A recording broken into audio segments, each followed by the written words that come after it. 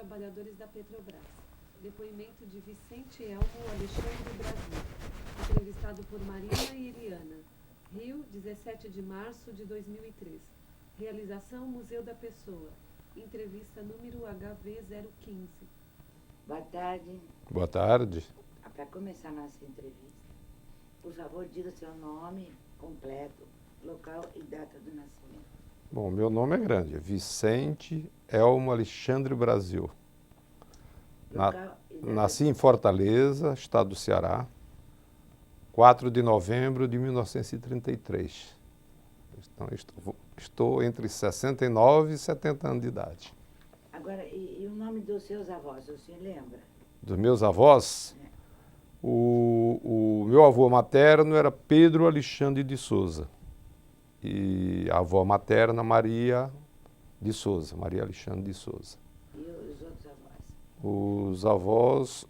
Os avós paternos era a Rita, a minha avó paterna, porque eu não conhecia, elas morreram na virada do século, meus avós. Nem meus pais conheceram meus avós paternos. Bom, não tem importância. Então o nome dela era Rita e o meu avô, acredito, Juvencio. Qual era a origem deles? O meu avô materno, ele era descendente de português. E meus avós paternos, descendentes de espanhóis. Certo. E agora os seus pais, como era o nome do seu pai? Meu pai é Vicente Alves Brasil e minha mãe, Amália Alexandre Brasil. Você vê que o Alexandre é sobrenome. E eles nasceram onde? Meu pai é do Rio Grande do Norte, que a família do meu pai era do Rio Grande do Norte, e da minha mãe do Ceará mesmo. Minha mãe, inclusive, foi colega de escola da Raquel de Queiroz, colega de sentar-se na mesma cadeira da Raquel de Queiroz, lá em Fortaleza. E qual era a atividade dele? Meu pai, ele era comerciante e tinha fazenda no interior do Ceará. E sua mãe? Minha mãe é de casa, né? Naquela época, Quantos filhos eles tiveram? eles tiveram 13 filhos. 13 filhos, dos quais 11 ainda continuam vivos. 11 continuam vivos. E a atividade do seu pai dava para segurar essa família? Olha, era difícil, né? Era difícil. Eu me lembro que eu já, depois de formado e já trabalhando na Petrobras, que eu era o sexto dos 13, quer dizer, estava no meio da turma. Uma época, eu me lembro que na época, para a gente comprar carro, isso foi no início da década de 60, por aí, a gente tinha que juntar dinheiro e comprar à vista. Não podia, não é como hoje, você praticamente compra quase sem nada. E quando eu estava com dinheiro solteiro, dinheiro recém-formado, estava na Bahia, e o dinheiro, juntando dinheiro para comprar o carro, aí uma das minhas irmãs me liga que a situação não estava muito boa, porque lá, Ceará, você conhece, né? Época de seca, não seca, e que precisava da minha ajuda. Aí eu tive que mandar o dinheiro do carro. Tive não, mandei com prazer, né? Antes do seu carro, Sim. o senhor tem toda uma vida ali, né? Tenho. E aí seu pai fazia o quê para sustentar a família? Pois é, que eu estou dizendo, ele era comerciante e fazendeiro. Agora, numa cidade do interior, por exemplo, a nossa casa era, naquela época, aquelas casas imensas. Começava numa rua, o quintal terminava na rua de trás, né? Os custos não eram como hoje, né? Porque era cidade interior, as coisas vinham da fazenda, né? O custo de escola muito pequeno. Os custos deles começaram a crescer quando precisou mandar o pessoal para Fortaleza para fazer colégio, depois faculdade, porque quase todos formados, viu, dos 13. Todo mundo foi estudar em Fortaleza? Todos foram estudar em Fortaleza. Você vê que Moravam onde? a gente morava no centro ali de Fortaleza, perto da... Sem os pais? Minha mãe foi, quando os mais velhos começaram a precisar de colégio, aí inicialmente mandou para casa os meus avós maternos que moravam em Fortaleza. Foi onde eu nasci, né? E depois a família muito grande, cada ano aparecia um precisando ir para Fortaleza. Aí no fim eles alugaram uma casa em Fortaleza, e minha mãe foi para lá e meu pai ficou na cidade do interior chamada Iguatu. E nessa época o meu segundo irmão já tinha terminado o científico e ficou auxiliando ele nos negócios. Quer dizer, foi o único dos homens que nos formou. Foi esse que ficou auxiliando o meu pai. Como foram seus estudos em Fortaleza? Eu fiz meu primário na cidade de Iguatu. E com 10 anos de idade, porque é família muito grande, família católica. Então, na época, era comum escolher alguém para ir para seminário, para coisa desse tipo. Eu não fui para o seminário, mas fui para um colégio marista, em Apipucos, lá em Recife, que a função era preparar garotos para depois serem irmão marista. Então, eu fiquei interno dos 10 aos 14 anos em Recife, lá em Apipucos, sem ir em casa, sem tirar férias. Fiquei dos 10 aos 14 anos. O meu contato com a família era o meu terceiro irmão, que na época já estudava medicina em Recife, que ia me visitar de vez em quando, e meus pais também, uma vez ou outra, iam visitar. Basta dizer que quando eu saí para tirar minhas primeiras férias, era férias, eu saí para voltar. Eu não sabia mais nome de prima direito, nem nome de tia, tinha me esquecido de tudo, mas eu não quis voltar. Aí resolvi ficar no Ceará, nessa altura eu estava terminando o ginásio, aí eu fiz o científico no Liceu do Ceará, lá em Fortaleza, e sempre fui um bom aluno de matemática, e naquela época era o seguinte, gostava de matemática, vai ser engenheiro, gostava de biologia, vai ser médico, e não gostava de nenhum dos dois, ia ser advogado. A história era mais ou menos essa, galera. Não tinha essa gama de carreiras, de especializações que tem hoje, né? Então eu fui fazer engenharia que na época não tinha em Fortaleza também, não tinha escola de engenharia em Fortaleza. Aí eu fui fazer em Recife, voltei para Recife. Então vocês veem o seguinte, que desde os 10 anos de idade, tirando os 3 anos do científico, eu morei fora de casa. Eu morei sempre fora de casa. Como é que foi a escola de engenharia? A escola de engenharia eu gostei, né? Porque é muito bacana. Naquela época era por ano os colegas que iniciavam praticamente todos terminavam juntos. Fizemos no 5º ano, fizemos uma excursão à Europa de 3 meses, muito bacana, vendendo rifa de carro na rua, essas coisas todas de estudante. E conseguimos fazer uma programação muito bacana, fomos para a Inglaterra, para a França, para a Alemanha. Era um grupo da faculdade? É, da faculdade, isso já no último ano. Pegamos as férias do meio do ano e emendamos um pouquinho. E que ano era isso? Isso foi em 57, foi o ano que eu me formei. Aí rodamos, ficamos 2 meses e pouco, quase 3 meses na Europa, inclusive visitando fábricas, gozado refinaria, chegamos a visitar refinarias na Europa. Você também foram de navio? Fomos de navio. E que navio era esse? Alcântara, eu me lembro bem. 2ª classe. Fomos direto para a Inglaterra, para Southampton. Quanto tempo demorou essa Era coisa para 11, 12 dias, acredito. 11, 12 dias. Mas como eram os colegas? Eles vinham de onde, esses colegas? Era tudo do Nordeste. Né? Vamos chamar, a minha turma devia ter 50 alunos, 40, 50 alunos mais ou menos. A metade praticamente ali de Recife, de Pernambuco, né? Então, vamos chamar, um pouco menos da metade. E depois uma preponderância muito grande dos estados vizinhos, Paraíba, gente do Ceará, quer dizer, era mais só do Nordeste, pessoal só do Nordeste. Que tipo de engenharia que era mais concorrida? Era civil. Todo mundo fazia civil e naquela época já estava começando a aparecer engenharia mecânica e engenharia elétrica. E era possível fazer simultâneo. Então, alguns dos meus colegas, eles se formaram em engenharia civil e elétrica, civil e mecânica. Mas a engenharia civil, ela servia para tudo. Quer dizer, a gente se formava em civil, mas depois, no trabalho, quando a gente ia para o mercado de trabalho, mais da metade caía fora da engenharia civil, né? Como é que o senhor se mantinha? O senhor trabalhava? Não. Meu pai mandava a mesada para mim. Veio com 13 filhos. É por isso que quando ele precisou, aquilo dentro de mim eu tenho que ajudar. E qual foi o seu primeiro trabalho? Petrobras. Então, quando eu voltei da Europa nessa excursão, aí naquela época todo mundo começou Era muito fácil pegar emprego naquela época, não era tão difícil não, mas a maioria ia trabalhar em Denox, órgão do governo. Aí apareceu um pessoal da Petrobras fazendo aqueles concursos para os cursos de especialização.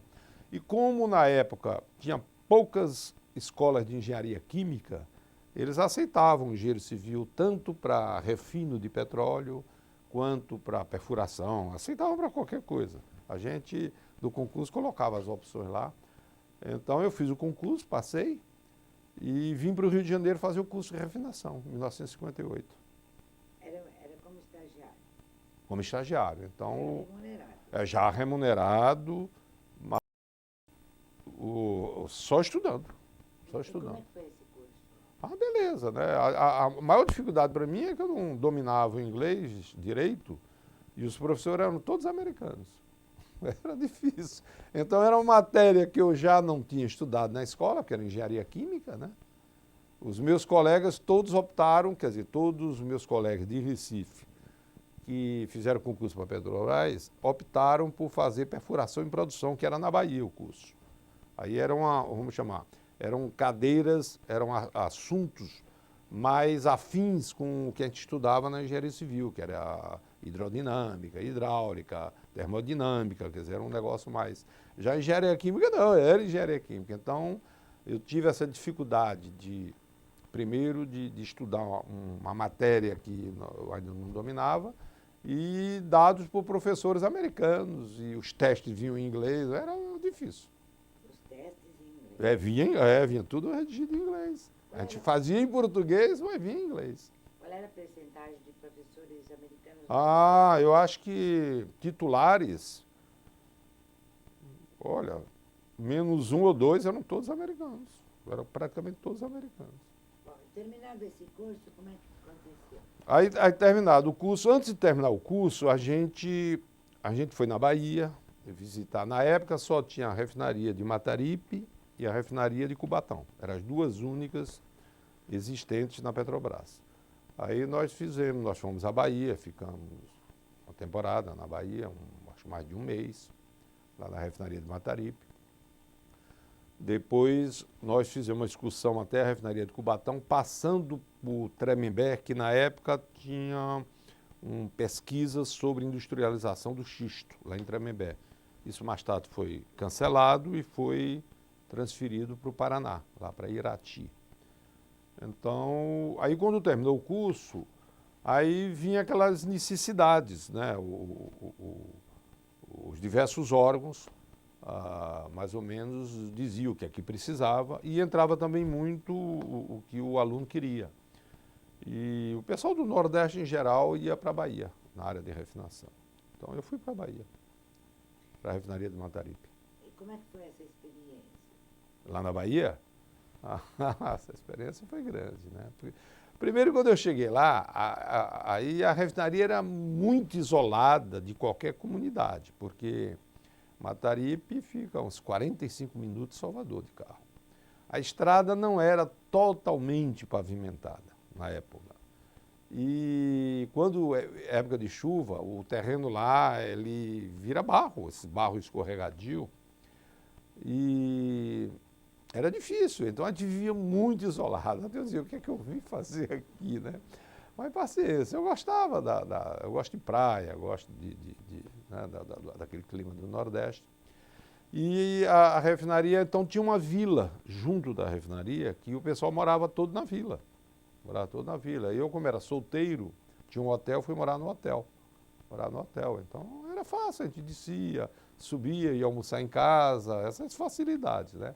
Mas também, qualquer coisa que acontecia na refinaria, a gente descia correndo. Eu me lembro que era uma refinaria, tinha muita emergência antigamente lá em Mataripe, porque a refinaria de Mataripe tinha um problema na área de utilidades, que o tratamento de água tinha defeitos, não era bem adequado, e de vez em quando o sistema de utilidade entrava em pane, furava tubo de caldeiras, coisas desse tipo. E aí a refinaria era uma emergência geral.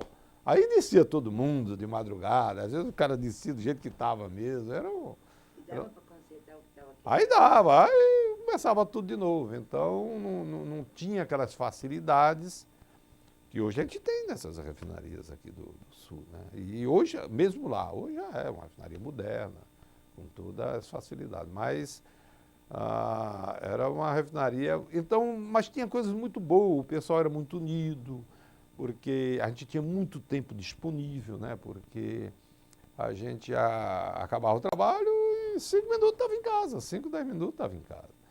A gente ia para o clube, jogar bola, jogar baralho, e fazer, quer dizer, cada um fazia as suas coisas, quer dizer, para muita gente, muito engenheiro assim, recém-casado, mesmo do Sul, escolhia às vezes ir para lá por causa da economia que tinha, né? Porque tinha casa de graça. E às vezes eu acho que a refinaria dava até os móveis, talheres, dava tudo. Naquela época, né? Final da década de 50, início da década de 60. Então tinha aquelas facilidades todas, porque para uma pessoa assim recém-casada, ele ia para lá e com o dinheiro que ganhava ficava comprando um apartamento aqui no Rio, então um apartamento em São Paulo. Aí quando o negócio estava já regularizado, pago, aí eles pediam para vir para cá, né? Tinha muitos do Sul? Ia muita gente do Sul. E o salário devia ser muito bom? Não, o salário era maior ainda, porque além do salário normal de todos, vamos chamar, os componentes do salário, a gente ainda recebia um salário adicional de 20%, por causa de ir trabalhar num local assim, distante, sem muitos recursos. Mas era também de insalubridade, não? Não, eu chegava esse adicional não era de insalubridade, era adicional, eu chamava adicional regional. Então, por exemplo, o pessoal que ia para a Amazônia, acho que chegava até a 50%. Então, quanto mais distante fosse o local, assim, quanto mais distante de centros adiantados, vamos chamar da civilização, então, além das coisas comuns, eu acho que em alguns lugares devia se ganhar esse adicional de insalubridade. Não, lá a gente ganhava de periculosidade, mas esse era comum a todas as refinarias, independente do local onde ela ficasse. Quer dizer, mesmo Quais eram os perigos de uma refinaria? você pode morrer intoxicado, você pode morrer queimado, você pode morrer de explosão, quer dizer, tem muito risco, né? Uma refinaria tem risco. E já teve vários casos desse tipo. Queimado, explosão? Explosão, intoxicado, você pode cair lá de cima, quer dizer, é uma coisa hoje muito incomum, porque a Petrobras, e mesmo antigamente não era muito comum esse tipo de coisa, mas aconteceram. Em Mataripe mesmo aconteceu, na época que eu estava lá. Com estudantes ou com peão? Hein? Não, quando pega não respeita a profissão, não. Vai engenheiro, vai peão, vai quem tiver por perto. Vai quem tiver por perto. Agora, só que com o desenvolvimento da tecnologia, com o próprio treinamento mais melhor, mais forte, que se dá para os empregados em geral, quer dizer, isso na Petrobras é muito raro. Por exemplo, eu trabalhei 15 anos na Replan, nunca tive um acidente assim envolvendo empregados da Replan, nunca teve. Mas, vamos chamar, nos primórdios, as coisas já eram um pouco mais, vamos chamar, mais arriscadas, né? Não se tinha essa tecnologia. A Petrobras também não tinha vamos chamar, uma potência, não era uma potência financeira tão grande quanto é hoje. Então, era um pouco diferente nos primórdios, mas logo depois a coisa foi. Mas tinha, por exemplo, um hospital, socorros e tal? Tinha na região, não na Petrobras, por exemplo, lá na refinaria, na vila lá de Mataripe, tinha um hospital mantido pela Petrobras, que esses primeiros socorros, de queimados principalmente, era dado lá.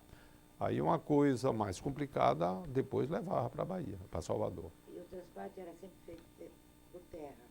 Era sempre feito por terra, todo o transporte por terra. Não tinha avião, nada? Não, avião não. Helicóptero, mas eu não me recordo de ter precisado de helicóptero. Nunca. Mas avião não tem nem um pousar lá, não tem como. Eu me esqueci esqueci a data que o senhor falou, mas já não era o conselho, já era... Não, já era a Petrobras. Quando eu entrei na Petrobras, em 58, janeiro de 58, já era a Petrobras. Já era a Petrobras. Bom, depois desse... Como vai ser na sua evolução? O senhor já tinha casado? Não, solteiro. Solteiro. E depois dessa refinaria, como é que foi? Não, aí enquanto eu estava na refinaria de Mataripe, eu casei. Lá? Lá, eu casei na Bahia. Porque eu fiquei em Mataripe de 59, porque, como eu falei, é o seguinte, eu me formei em 57. Aí o curso de refinação foi todo ano de 58 e os 3 primeiros meses de 59. Então, mais ou menos em maio de 59, nós terminamos o curso. Aí eu fui para a refinaria de Mataripe, quer dizer, maio de 59. Fiquei até 1970, quer dizer, fiquei praticamente 11 anos lá. Né? A trajetória do senhor lá dentro qual foi? Bom, lá lá em Mataripe, eu comecei como engenheiro comum, trabalhei de turno, porque na época que eu cheguei lá, é outra coisa também que atraiu muitos engenheiros para irem trabalhar em Mataripe, na época que eu fui, é que ela estava sendo ampliada, mas era ampliada mesmo. Então o pessoal dizia o seguinte, a refinaria é um botão e nós estamos colocando um paletó no botão. Quer dizer, o que ela ia ser depois de ampliada, ficar depois de ampliada, comparada com o que era outra refinaria. Inclusive unidades novíssimas, primeiro cracking catalítico da Petrobras, coisas desse tipo. Então eu trabalhei algum tempo de turno, participando com o pessoal para colocar essas unidades em funcionamento. Quer dizer, então isso levou tempo, porque realmente foi uma ampliação muito grande, e lá tudo é difícil. Mas aí eu trabalhei de turno, depois assim, a nível de direção, eu comecei trabalhando, dirigindo a parte de utilidades. Aí me convidaram para chefiar a parte de utilidades. Então eu fiquei algum tempo chefiando a parte de utilidades. E aí aconteceu o fato que mais me marcou lá, que foi a Revolução de 64. Eu estava lá, né? Como eu disse, eu fui em 59 para lá e fiquei até 1970. Aí em 64 teve a Revolução, que para a refinaria foi muito traumática, porque lá era considerado um núcleo, vamos chamar, comunista, na época era comunismo, né? Muito forte, então teve intervenção militar, inclusive na refinaria. Por que era considerado um comunista? Não, é porque, exato, porque um pouco antes da Revolução, a Petrobras, a própria direção da Petrobras já era um pouco influenciada por sindicatos muito fortes, que um deles era o de lá. E meio esquerdista, porque o governo, o João Goulart, aquele negócio todo, né? E então os militares, quando eles atuaram em 64, eles já... É aquele negócio, eles vão pegando informações de tudo que é lugar, eles olham, ali é um foco. Então eles, inclusive, fizeram intervenção lá, foi um coronel para lá, fez intervenção, foi demitido muita gente. Então aquele, né, um trauma realmente muito grande. Mas depois as coisas... Foram demitidos com que causa? A causa é essa, que, vamos chamar, eram comunistas, todo mundo lá é comunista na hora dessa. É comunista. Então, a Revolução foi feita para evitar que o comunismo assumisse no Brasil e todos aqueles que, por uma ótica, né, de quem fez o processo de intervenção, ou era comunista, ou era simpatizante do comunismo, ou coisa desse tipo, eles tiraram. Inclusive o superintendente da época foi preso, essas coisas todas. O negócio não foi muito fácil, não. Eu ia perguntar, foram os graduados? Foi de tudo. Espião, Foi, porque nessa época o pessoal que galgava cargos, nessa época, na época da Revolução, o pessoal que tinha cargos de direção da empresa, muitos deles, segundo a ótica militar, foi indicado pelos sindicatos, pelo governo esquerdista, que estava tudo dentro de um contexto de implantar o comunismo no país. Então, ou seja, todo mundo tinha carteirinha de comunista. Todo mundo... Eu mesmo respondi inquérito. Eu tive que ir à polícia, ou melhor, à polícia do Exército, que me acusaram que eu era não era comunista, mas ajudava os comunistas, ajudava isso, quer dizer, é aquele Mas negócio. isso era verdade? Não, não é, você... Pode. Não, verdade não é, eu nunca olhei para esse negócio, se é ou não é, se eu tenho um empregado, que é muito bom, e pelo fato dele ser muito bom, você dá suporte a ele, e depois você é acusado que dá suporte a empregados comunistas, eu não vou perguntar se o cara é comunista ou não é. Não me interessa se o cara é petista ou não é petista. Na Petrobras a gente não olha esse aspecto. Pelo menos durante todo o tempo que eu trabalhei com gente que era do PT, não tolerava o PT. Isso não entrava muito na minha ótica na hora de colocar as pessoas nos lugares certos. E eu acredito que hoje ainda continue assim. Critérios técnicos. É critério técnico, é aquele que tem um talento técnico, é aquele que tem um talento gerencial, é aquele que sabe lidar com conflitos humanos. Você não vai pegar uma pessoa que não sabe lidar com conflitos humanos para administrar uma refinaria cheia de problemas. Mas, Quer dizer, o senhor conta para mim, quando baixa um interrogatório generalizado, não prejudicou o trabalho? não, prejudica. Então você fica... É por isso que eu digo, foi o fato, para mim, mais traumático durante os 11 anos que eu fiquei em Matari, foi essa intervenção militar. Não que eu fosse contra, nem fosse a favor. Inclusive na minha ótica, eu achava que o negócio o país estava um pouco conturbado. Agora, a partir do momento que uma força se impõe, a força se impõe. Então agora, cabe àqueles que, vamos chamar, nem é de um lado, nem é do outro, tentar o equilíbrio. Então nós tentamos salvar muitos amigos de missão, salvamos, porque eu cheguei a ver a lista, porque nessa época aí eu fui nomeado superintendente de produção da refinaria, logo depois da Revolução, que era o segundo cargo da refinaria. Tem um cargo de superintendente geral e tem um cargo de superintendente de produção, que é aquele que coordena, administra toda a área de produção. E eu era muito novo, eu tinha na época, 64, 30 e poucos anos, 32 anos, 31 anos, era muito novo ainda. Mas degola um, degola outro, além dos que pediram transferência aqui para o Sul, aí no fim me colocaram. E você vendo aquele negócio, daqui a pouco, demite, vinha aquela lista quilométrica para você demitir, e uns você, muito bem, esse agitava, tal, não sei o quê, mas aí você olhava, mas esse. Então nós tentamos, na época o superintendente, logo depois da Revolução, foi nomeado inclusive um colega meu, porque da minha turma fomos 4 lá para Mataripe, quando dessa turma que terminou o curso de refinação em 59, fomos 4 para Mataripe.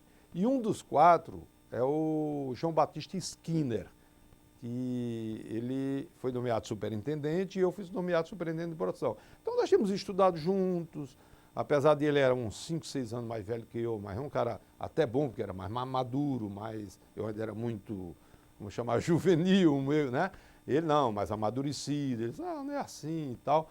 Então ele teve um papel importantíssimo, Esquina, em tentar, pegava avião, vinha aqui para o Rio, olha, não é assim, não pode, quer dizer, salvou muita gente. A mim mesmo ele amenizou, porque teve uma época que foi uma ordem para me demitir lá, ele depois me contou, aí veio uma ordem para te demitir, eu fui lá e tal. Quer dizer, para a Petrobras assim, né? Porque demite todo mundo. Mas numa hora dessa, a turma não olha esse aspecto. Então, isso foi um trauma. Então, num negócio... Aliás, toda guerra, toda revolução, todo o trauma, isso é uma cirurgia, né? Causa injustiças terríveis. Não tem como. O senhor falou que tinha um outro que sim, que agitava, mas agitava como? Como? O senhor disse que naquela lista imensa, Sim. tinha um ou outro que agitava. Não, exato. Não, eu agitava. Você, por exemplo, tinha líderes sindicais que viviam insuflando o pessoal para aquilo, tem que derrubar o governo, quer dizer, então a gente sentia, mas isso aí a gente falava entre nós só. Muito bem. Porque também ver uma lista daquela, você não pode, tem que cumprir, porque se não cumprir, daqui a pouco ele tira e põe outro. Tira e põe outro, né?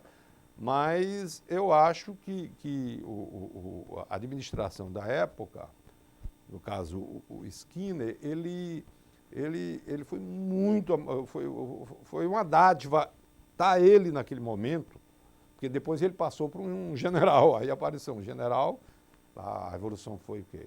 1º de abril, lá para setembro, ele passou o comando da refinaria para um general que foi nomeado. E o general chega e tal, depois ele, boa pessoa, mas até chegar, até se acostumar com as pessoas, até confiar num, confiar no outro, isso leva um tempo. O senhor lembra o nome do general? Oriovaldo Pereira Lima, que depois ele chegou até, ele já é falecido, ele chegou a ser presidente da BR Distribuidora, foi um dos primeiros, eu acho que o primeiro ou o segundo presidente da BR Distribuidora. E esse seu companheiro de trabalho que vinha para resolver as Sim. listas lá, como é que chamava? João Batista Skinner. Skinner, S-K-I-N-N-E-R. Esse depois ele veio aqui para o Rio, ele chegou a ser superintendente da refinaria de Capoave e hoje é aposentado, mora em São Paulo. É um dos representantes, se não me engano, na Petros, coisa desse tipo assim. Mas na Petrobras em si, a hierarquia era muito grande? E tem que ter hierarquia, né? A hierarquia pesa, tem que ter hierarquia porque é uma empresa muito grande. É uma empresa que a pessoa tem que fazer aquilo que se manda, isso aí é. Agora, ela é uma hierarquia muito democrata, quer dizer, porque principalmente na área que eu trabalhei, que é uma área técnica, muito técnica, que é a refinação de petróleo. Então, para tomar decisão, você sempre reúne os especialistas do problema envolvido, o pessoal discute. E aí você, quando toma uma decisão abalizada, quer dizer, mas tem que ter hierarquia, tem que ter comando. A coisa não funciona assim, isso, em lugar nenhum do mundo. Agora, o senhor estava, se eu não me engano, o senhor se casou em Mataripe. Eu casei, não foi em Mataripe, casei em Salvador. Na época eu trabalhava em Mataripe, Aí eu me casei em Salvador com uma baiana e desse casamento tive 3 filhos, que estão vivos ainda, os 3 filhos, todos 3 baianos, né? 2 mulheres e um rapaz. As 2 mulheres são casadas, moram na Bahia, e o rapaz mora em Campinas, em São Paulo. Mas o senhor levou a sua esposa para morar em Mataripe? Levei. Nós casamos e eu morei em Mataripe até 1970, casei em 63. Como é que o senhor conheceu a esposa? Numa daquelas festas na próprio clube da refinaria, porque um dos tios dela era engenheiro da área de perfuração e produção, porque em Mataripe, a Mataripe ficava num local onde tinha muitos campos de petróleo, que é no município de São Francisco do Conde. Então, na vila, morava não só pessoal da refinaria, como morava também empregados vamos chamar, a gente chama região de produção da Bahia, que era o pessoal que trabalhava naqueles campos de petróleo de São Francisco do Conde, de Candeias, aquela região ali. E um dos tios dela morava lá, então ela ia de vez em quando, e tinha festa no clube e tal, então eu conhecia aí. Desse jeito aí. Depois de Mataripe, qual foi a sua caminhada dentro da Petro? Pois é. Então, quando foi em 1970, a Petrobras, na época, tinha como refinaria, então, tinha Mataripe, aí já tinha crescido um pouco, já tinha Mataripe, já tinha Cubatão, já tinha Duque de Caxias aqui no Rio, tinha recém-terminado a de Belo Horizonte, que é a Gabriel Passos, e a lá de Canoas, que é do Rio Grande do Sul. Aí resolveram fazer a maior refinaria da Petrobras, né? Que o local escolhido foi Paulínia, ali perto de Campinas, né? O local escolhido. E eu me interessei em ir para lá, e aí, no fim, foi formalizado o convite. Eu, na época, era superintendente de produção de Mataripe, muito bem. E para ir para Campinas não existia esse cargo, superintendente de produção, porque era uma obra ainda, era a obra da construção de Paulínia, e tinha uma divisão, porque a estrutura na época da Petrobras era superintendente, em refinaria, superintendente de produção, depois vinham as divisões.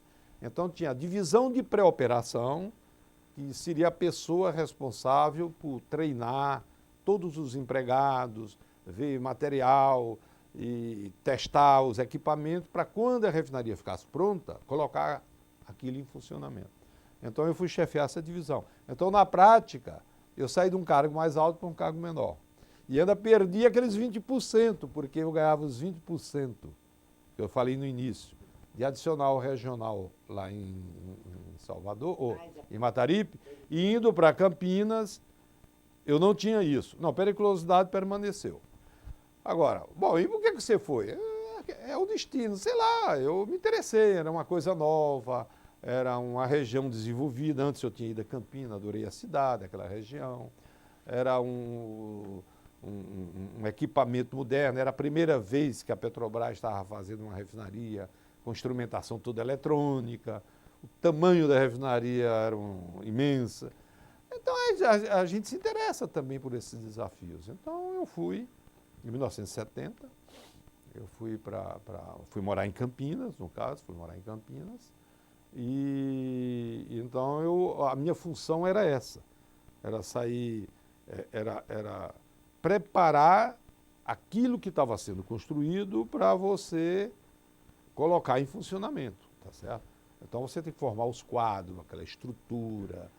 Então isso foi feito, eu fui em setembro de 70, foi um trabalho rápido, porque essa refinaria foi construída de uma maneira muito, muito rápida. É a tal da refinaria dos 1000 dias. Em 1000 dias fizeram uma refinaria, né? Então decorreu o ano de 71 todo, início de 72 nós partimos da refinaria. Então foi um negócio, a gente trabalhava sábado e não tinha horário, essas coisas todas. Então foi a fase que eu mais gostei, eu me realizei muito nessa fase, porque é como você vê uma criança pequenininha, crescendo, vai ficando grande, você vai formando. E a refinaria é muito bonita. E a obra era assim,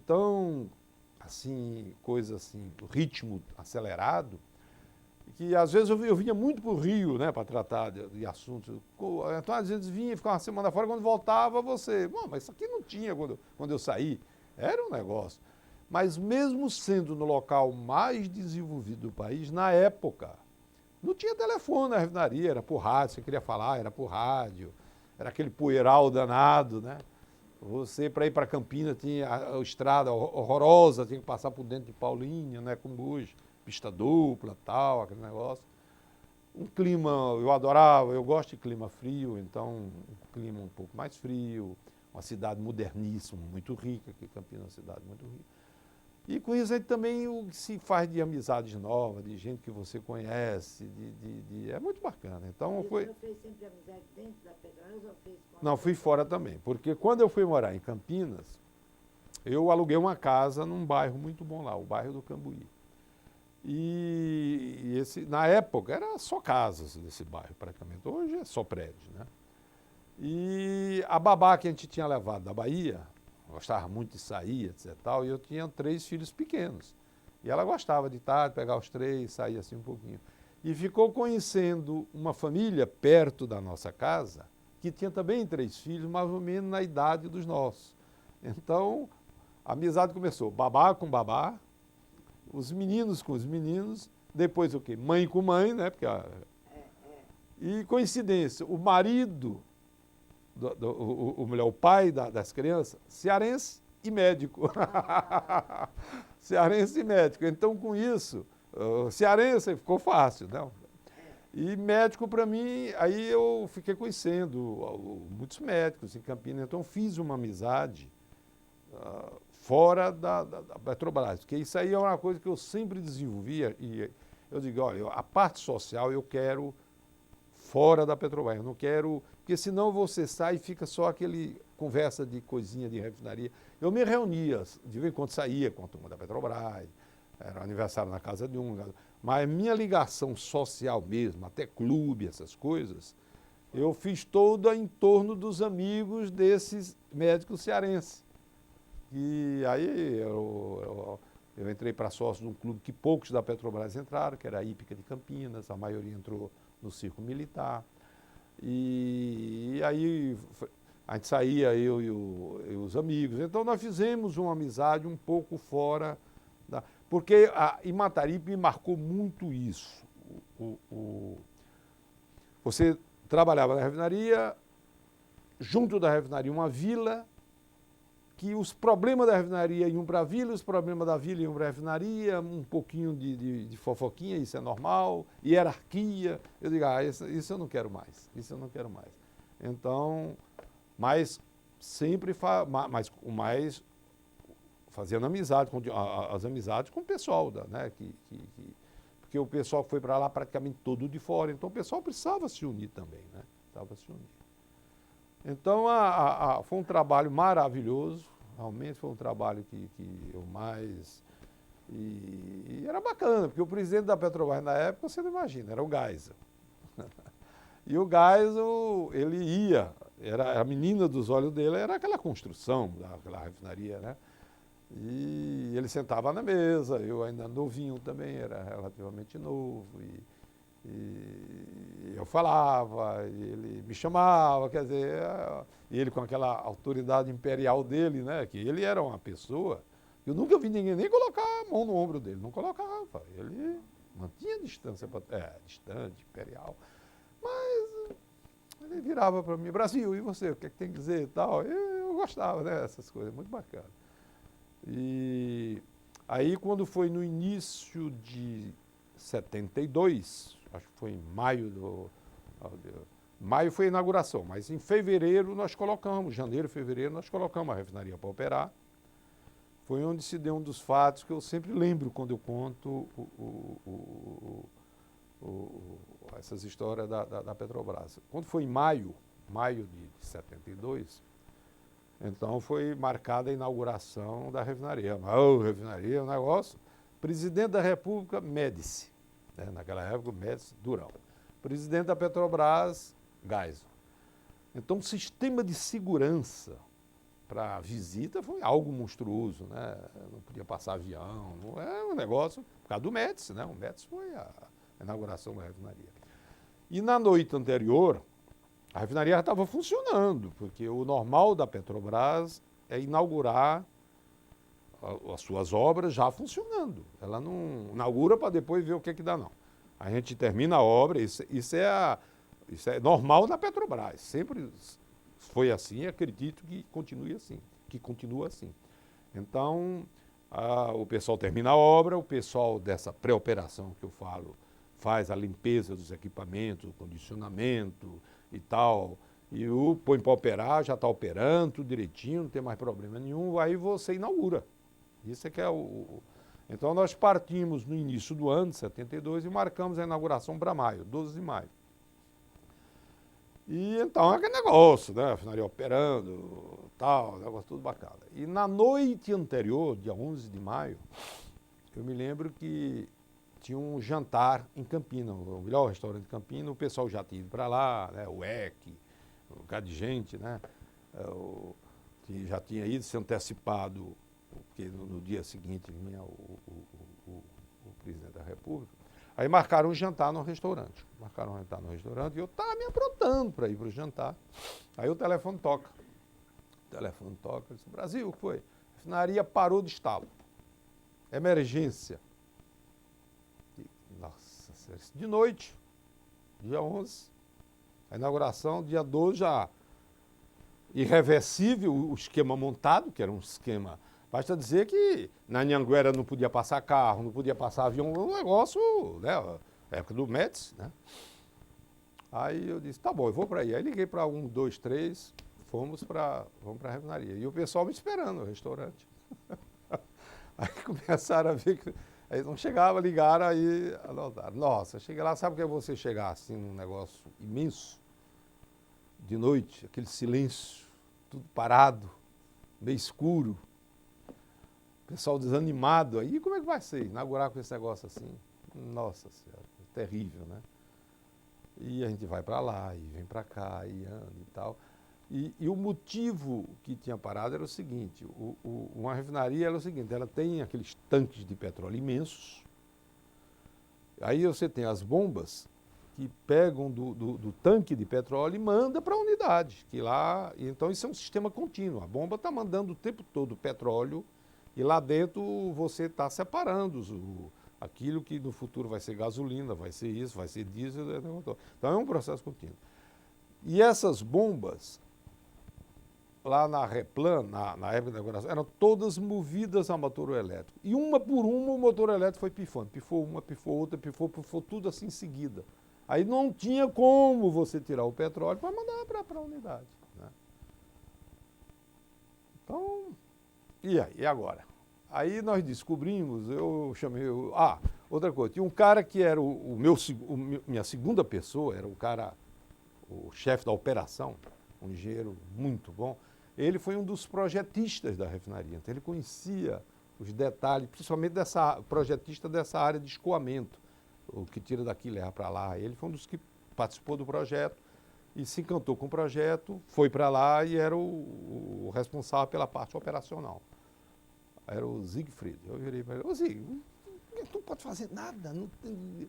Isso, só tem uma alternativa. De qual é a alternativa? Nós temos uma bomba que a função dela, quando a gente vai iniciar a partida, é uma bomba menor, que ela pega o petróleo do tanque, manda para a unidade e fica circulando. A função dela é só isso. Aí é a bomba de circulação. Só que ela não tem capacidade para operar na carga. Eu digo, bom, mas dá para operar com carga menor? Dá. Então, olha, é isso aí que nós vamos fazer. Mas não vai dar tempo, que isso aí leva um tempo. Não, olha, é o seguinte, vamos colocar essa bomba e amanhã de manhã tem que estar operando. Ó, varamos à noite. Varamos à noite lá, só sei que quando o Médici chegou, quando o Geisel chegou, estava operando. Não estava operando com toda a sua capacidade, mas estava operando. Né? Ninguém, a turma sabia, ficou sabendo. Não, é isso aí. As autoridades, vamos chamar federais, eu acho que nem souberam de nada. O pessoal da Petrobras, a gente avisou, né? O Geisel sabia, o pessoal... É assim, ó, o negócio está assim, mas está operando. Enquanto a gente arranja ou repara os motores que foram queimados, né? Mas olha, isso foi um alívio. Deu tudo certo. Foi uma inauguração muito bonita, muito bacana. Foi uma festa. Mas festa assim mais, vamos chamar, todo mundo, discurso, inauguração de placa, né? Aí um almoço melhorado para todo mundo. Essas são as festas da Petrobras. Quanto tempo o senhor ficou lá? Bom, nessa refinaria de Paulínia, que é a Replan, que eu chamo de Replan, eu trabalhei 3 vezes. Então, essa primeira fase eu trabalhei... Aí quando a refinaria entrou em operação, aí eu fui nomeado superintendente de produção, que era o tal cargo que eu já tinha exercido antes na refinaria de Mataripe. Aí em 74, eu não sei porquê, hoje às vezes eu procuro saber porquê, não tem sentido, eu ia para Curitiba ser o responsável pelo mesmo trabalho que eu tinha feito em Paulínia. Aí a Petrobras resolveu construir uma refinaria em Curitiba. Eu ia ser responsável para fazer esse trabalho em Curitiba e, quando terminasse, ser o superintendente da refinaria de Curitiba. Mas minha mulher, eu levei ela lá, não gostou muito do clima da cidade, achou muito frio e tal. Aí eu desisti. Aí apareceu uma proposta para eu ir trabalhar na área petroquímica, uma construção, que eu nunca tinha trabalhado em construção, numa das indústrias vinculadas àquele complexo da Copene. Não na Copene, era uma das indústrias vinculadas à Copene. Então eu fui para a Bahia, não gostei muito, porque eu não gosto de obra, eu gosto da parte de produção, refinaria. Mas terminamos, montamos o negócio. Aí quando terminou, eu fui convidado para ser diretor superintendente de uma entidade privada, mas aí eu briguei com o dono. Eu fiquei alguns meses só, não dava. O que ele queria eu não queria, e não deu, não dava. A ética de trabalho dele não era a minha ética de trabalho, era diferente, eu não vou citar nome nem nada. Aí eu saí até, foi um esquema meio tumultuado, minha saída. Aí me convidaram novamente para voltar lá para Paulínia, no mesmo cargo que eu tinha largado, isso já em 79, quer dizer, eu tinha saído em 74, aí voltei em 79. Como o senhor encontrou lá? A beleza, tudo melhor, mas eu perdi tempo na minha carreira, porque nesse meio tempo eu era o segundo de Paulínia. Nesse meio tempo o superintendente tinha saído, outro já tinha subido, agora já tinha subido um terceiro. Então, no fim, eu que era poderia ter sido o segundo superintendente de Paulínia, eu fui ser o quarto, isso já numa terceira volta. Aí como eu disse, 79, então eu voltei para Paulínia, ser superintendente de produção. Ela estava em ampliação, em duplicação, ela foi duplicada, já estava com uma unidade de destilação nova, mais uma. E, como sempre, a refinaria muito bem estruturada, muito bacana. E aí, em 85, eu fui convidado para ser superintendente da refinaria de São José dos Campos. Isso em 85. Mas nesse meio termo, entre 79 e 85, aconteceu outro fato que me marcou muito na Replan, foi uma greve, foi a primeira grande greve na Petrobras, a greve de 83. Uma greve realmente muito pesada, muito forte, traumatizou muito, houve 150 demissões nessa época aí. Inclusive gente que hoje é deputado federal, gente que hoje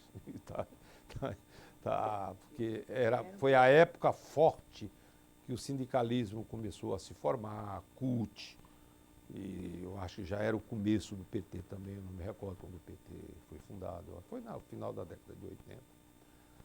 Inclusive uma pessoa que depois virou até prefeito de Campinas, foi o líder da greve, foi o Jacobitá. Mas foi uma greve que marcou muito a Replan por causa disso, porque ela nunca tinha tido uma greve assim. Marcou como? O que acontece? Traumatiza, muita demissão, muita demissão. 150 demissões, 10% do pessoal foi embora. Mais ou menos, eu acho que... Eles foram mandados. Foram mandados embora. Não, foram mandados, eu sei, mas isso aí é o que eu estou dizendo. Aí fica marcado, aquilo é uma cicatriz que é de cura difícil, de cura muito difícil. Mas e era uma época democrática, né? A gente já estava eu acho que 83, eu não me recordo quem era o presidente. Mas já era uma época que... Não me recordo, 83. Não era Sarney, não me recordo. Mas era uma época que já... Hein? Talvez fosse Figueiredo. Então já era aquela fase, que ele estava já em transição, já querendo amenizar as coisas e tal. Mas foi como é que se diz? É traumatizante, viu? Não é fácil, não. Você trabalha num ambiente, porque refinaria, ela tem uma coisa que é bem característica, é o seguinte. Uma coisa é você sair de casa e dizer, olha, eu trabalho no banco. Aí você vai na avenida, aqui no Rio Branco, e vai ali no banco. Isso é uma coisa. Outra coisa é você sair de casa, andar 30 quilômetros todos os dias e trabalhar com 1.000 pessoas, 1.200 pessoas, naquele local, só vocês. Não tem mais nada em volta. Isso entra dia, sai dia, entra semana. Então o pessoal se integra muito e vive muito um a vida do outro. A amizade é mais forte, porque não existe nada externo atuando durante aquelas 8 horas de trabalho, né? Aliás, até mais 8, porque tem um intervalo do almoço. Então, pessoal, qualquer coisa assim, operação radical, qualquer coisa, que é uma coisa de cirurgião, né? Uma coisa é uma pessoa de mau desempenho, tal, você manda embora, não tem problema. Outra coisa é você mandar 100 pessoas, 150 pessoas em massa. E nisso é como eu digo, é muito difícil você fazer uma relação para mandar embora 100, 150 pessoas e não cometer para a ótica de alguém que não houve injustiça. Sempre alguém, mas isso é injusto.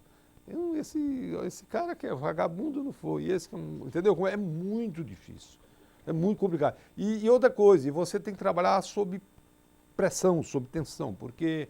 A ordem quando vem é o seguinte, eu quero essa lista para depois de amanhã, é coisa assim desse tipo, eu quero para a semana...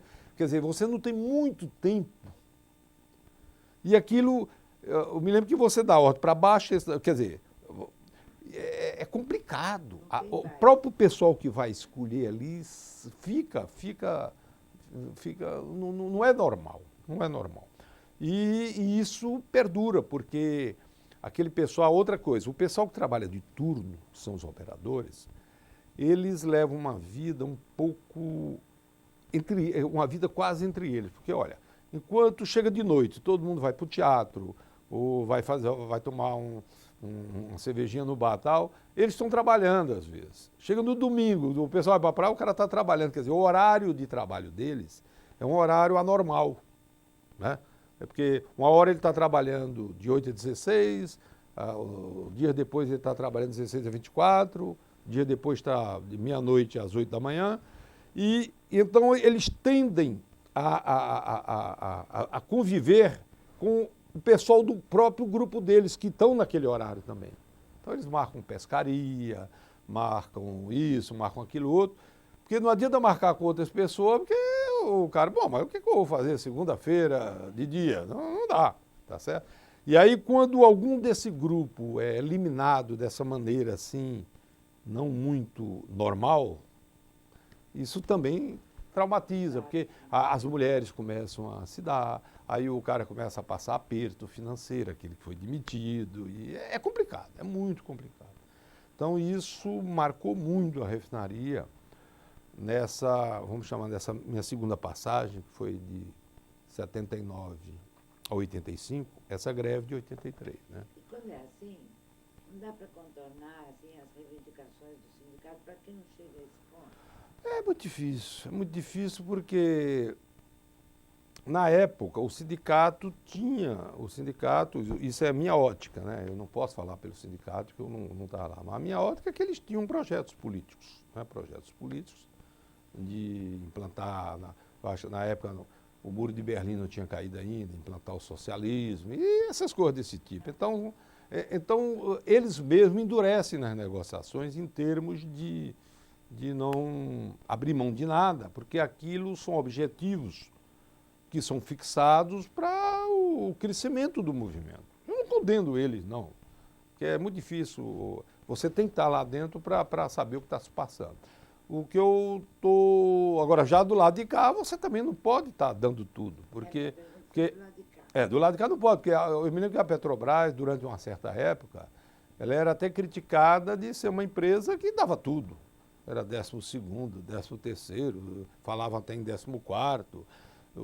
Você vê os sindicalistas, na Replan eu tive época que eu tinha 6, 7, 8 sindicalistas liberados, tudo pago, eles recebiam tudo.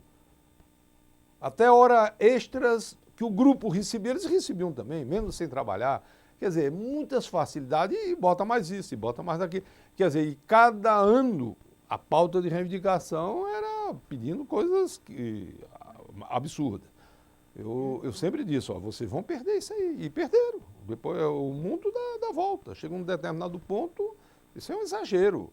Você não pode ser uma coisa assim muito diferente do resto da sociedade. A sociedade, eu acho que ela tem que crescer de uma maneira mais ou menos uniforme. Você não pode ter um grupinho ali cheio de privilégios e os outros não. Então essas coisas são muito complicadas, mas cada um tem que saber quais eram os objetivos, cada um tem seus objetivos. Eu não sei quais eram os objetivos. Agora a massa de manobra é que perde, a massa de manobra está ali, né? Depois daí o senhor foi para onde? Em 85, então, eu fui para a refinaria de São José dos Campos, ser superintendente. Aí já a primeira vez que eu fui o superintendente geral, porque antes eu era de produção, né? São José dos Campos, na época, era uma refinaria nova, moderníssima. Para nós tinha uma facilidade, que ela é pertinho da cidade, é uma beleza. Você pega o carro, no instantâneo está lá, uma beleza. Cidadezinha muito boa de se morar, São José dos Campos. O superintendente, inclusive, influência social. Eu me lembro que eu saía com o prefeito, qualquer obra que o prefeito ia inaugurar, ele me chamava, e eu ia lá, fazia discurso, essas coisas todas, né? Mas agora a refinaria tinha um trauma muito grande, porque anos antes tinha havido um acidente terrível lá. Um acidente na refinaria. Isso uns 2 anos antes de eu ir para lá. 2 anos, 3 anos. Houve um vazamento de gás e morreram acho, umas 7 ou 8 pessoas. Morreram intoxicadas. Até o médico da refinaria que foi atender o pessoal morreu também. Então aquilo marcou. São essas coisas marcam, não? São as emoções que marcam a vida, né, de cada um, né? E aquilo marca de uma maneira muito forte, porque primeiro acontece com os amigos da gente, com os colegas da gente. Depois, às vezes, cada um fica metendo na cabeça, achando que ele também tem um pouquinho de culpa na coisa por algum motivo. Por alguma coisa que às vezes não tem nada a ver, mas por que eu não fiz isso antes? Por que eu, entendeu? Então isso traumatiza muito o ambiente. Então isso tinha acontecido não na época do superintendente que eu substituí, tinha acontecido na época do anterior. Eu fui o terceiro superintendente lá, tinha acontecido na época do primeiro. Então, o grande trabalho do segundo, principalmente do segundo, que foi o que eu substituí, foi tentar tirar isso aí, né? E eu também, meu grande trabalho lá foi isso, foi mostrar para o pessoal que eles eram uma turma muito boa, uma turma muito capaz, porque isso fez o moral de todo mundo cair. O moral caiu, é terrível. O pessoal se sentia assim, sem aquela... E eu tinha vindo de uma refinaria vitoriosa, uma refinaria que tudo dava certo. Sempre deu tudo certo na Replan. Na refinaria que tudo dá certo, tudo se faz dar certo, tudo é grande. Então é um pessoal que já tem essa mentalidade de vitorioso. Isso é muito importante, que isso é que faz a roda rodar, né? E então o grande trabalho meu lá foi esse. Bom, então voltando ao tempo de 85 a 87, foi o tempo que eu fiquei na refinaria de Henrique Lage, que é de São José dos Campos. Como eu estava falando, uma refinaria moderna, muito moderna, bonita, muito bonita, bem localizada. De todas que eu trabalhei, foi a que de localização melhor. Porque porque a localização em termos do empregado morar, que ela é muito perto de São José dos Campos. Não, em termos geoeconômicos, eu acho que a de Paulínia é mais bem localizada. Mas ela é perto, então dá para você chegar, não precisa sair tão cedo de casa, chegar mais cedo em casa, então tem esses aspectos positivos. E uma refinaria tem um quadro também técnico de empregados muito bom, muito bem formado, mas que tinha esse probleminha de autoestima, tinha um probleminha de autoestima gerado por um acidente que eles não tiveram culpa, foi um acidente, paciência. É claro que todo acidente tem causas, né? Mas isso aí, eu acredito que isso já foi eliminado, isso que foi faz uns 20 anos já desse acidente. E hoje é uma refinaria, realmente é uma das de ponta da Petrobras. Que né? acidente tinha sido esse? Eu te falei que houve um vazamento de gás. Foi um vazamento de gás e um gás realmente que a pessoa inala e nem sente. Esse é que é um problema. Foi um acidente grave. E na época, é gozado, que eu tive lá, eu fui morar num prédio que morava muita gente da Embraer nesse prédio. E um dos moradores desse prédio se tornou presidente da Petrobras, foi o Osiris Silva. Então eu fiquei amigo do Osiris Silva lá, batia um papo com o Osiris Silva e tal. Ele depois se tornou, foi presidente da Petrobras, pouco tempo, mas foi presidente da Petrobras. Então eu fiquei pouco tempo, eu gostava de São José dos Campos, gostava da refinaria, mas meu coração sempre foi da Replan. Esse é o problema, eu sou um replaniano de coração. E aí um dia me ligaram do Rio, perguntaram se eu queria voltar para a Replan como superintendente, que eu não tinha sido ainda, tinha sido superintendente de produção. Aí eu aceito. Né? E outra coisa, e minha filha mais nova, nessa época ela tinha uns 14 anos, quando eu fui para São José dos Campos, e mulher nessa idade, ela tem aquelas amigas que as amigas são só aquelas amigas, não existe outras. Né? É confidente, né? É quando ela entra vai virando mulher, né? Deixa de ser infantil, vai virando mulher, e aquelas amigas que ela tinha em Campinas o tempo todo, quando foi para São José ela chorava muito. E quando apareceu essa oportunidade, eu pensei muito nisso. E também, além de voltar para o lugar que eu mais gostava, apesar de gostar muito da Revap de São José dos Campos, mas meu coração era mais da Replan. E tinha o meu apartamento estava alugado, eu digo, eu vou voltar para o meu apartamento. E tinha um caso da minha filha, né, que as amigas dela tudo em Campinas, então ela... Aí eu voltei para a Replan em 87. Foi em 87. Dessa vez para ser superintendente. Para ser superintendente. 87. Aí fiquei 6 anos como superintendente. Fiquei até 93. O que aconteceu de mais significativo nesse período? Essa época, não teve assim nenhum fato. Nós tivemos muito problemas de relacionamento com os sindicatos. Isso aí foi 6 anos, uma época. Mas não assim, ao ponto de ter uma greve daquela de 83. Isso aí não tivemos. Tivemos greves, muitas greves, muito entrevero com os sindicatos, mas muito mesmo nós tivemos.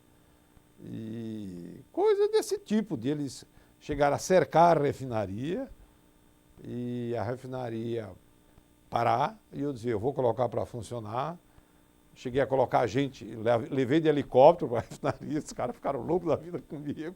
Entrava de helicóptero com operadores que eu pegava de outros lugares.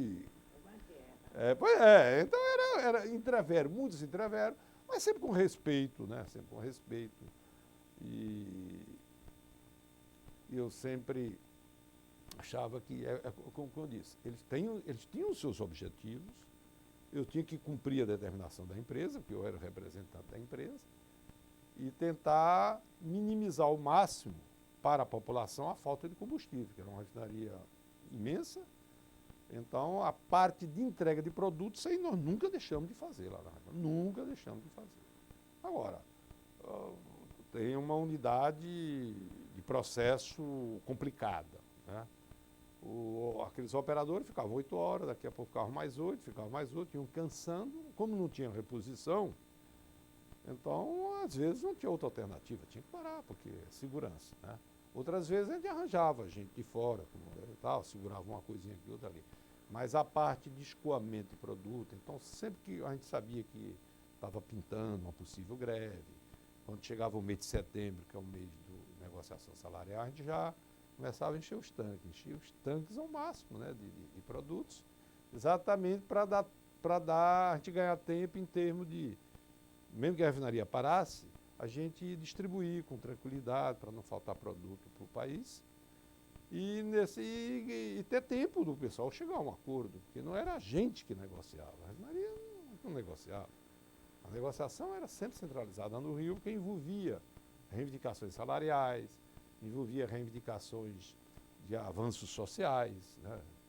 Então, não cabia nós, nunca era problema. Eu nunca tive uma greve na Replan, eu acredito, outra refinaria, não sei, outro superintendente, um problema específico da refinaria, porque eu, como superintendente, tomei uma decisão, tomei uma atitude, e vamos dizer, os empregados não gostaram, o sindicato não gostou, e baseado naquilo teve uma greve. Isso aí eu nunca tive.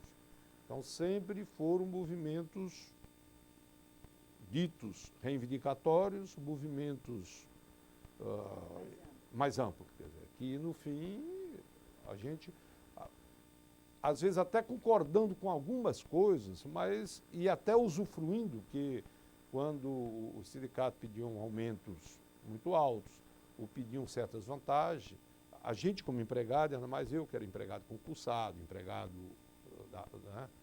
da empresa, eu podia me beneficiar daquilo, mas no caso aí não cabia a mim entrar nisso.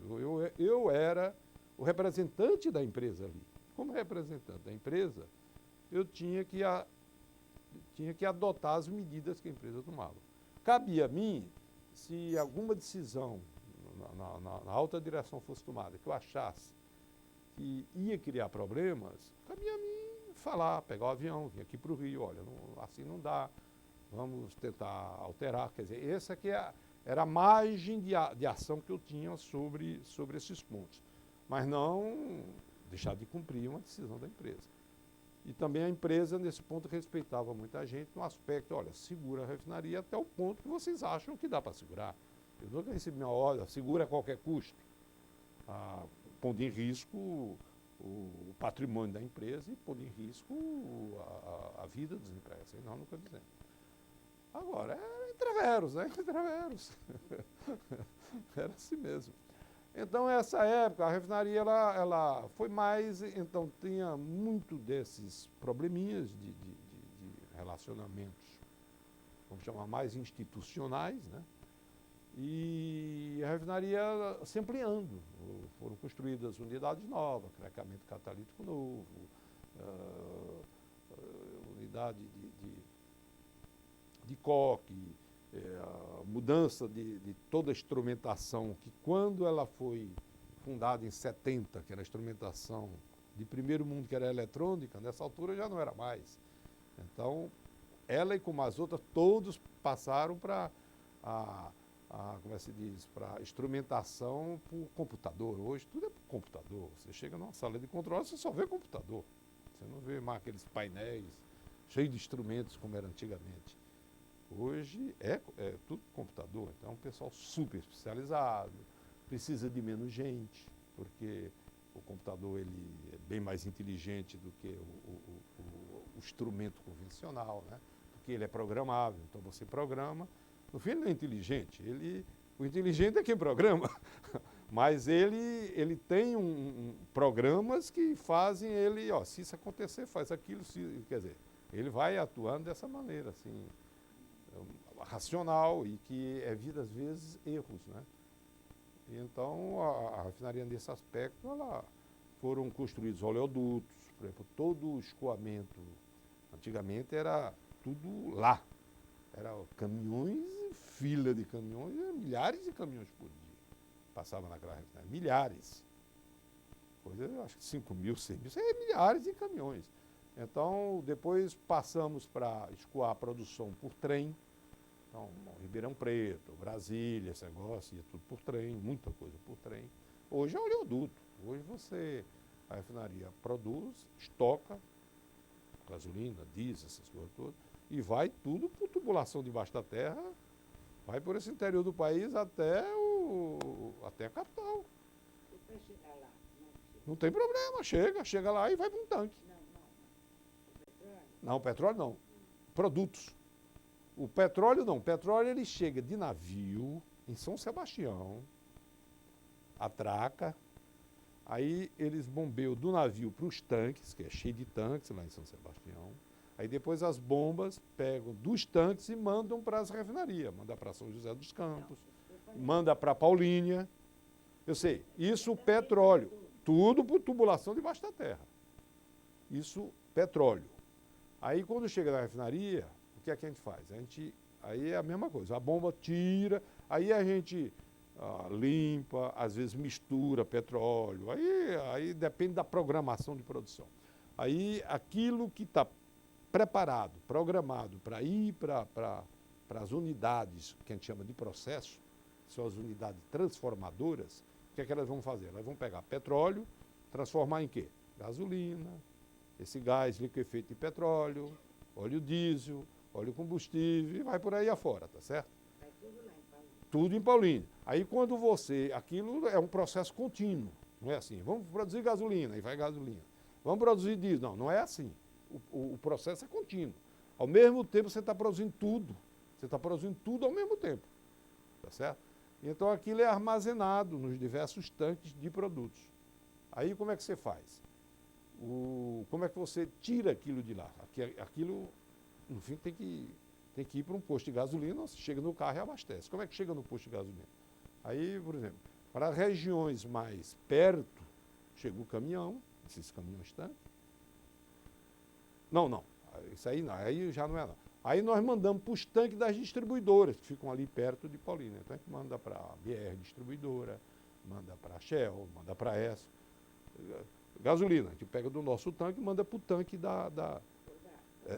aí já pode ser por cima porque é pertinho. Geralmente aí já é por cima mesmo, não tem problema, por cima da terra.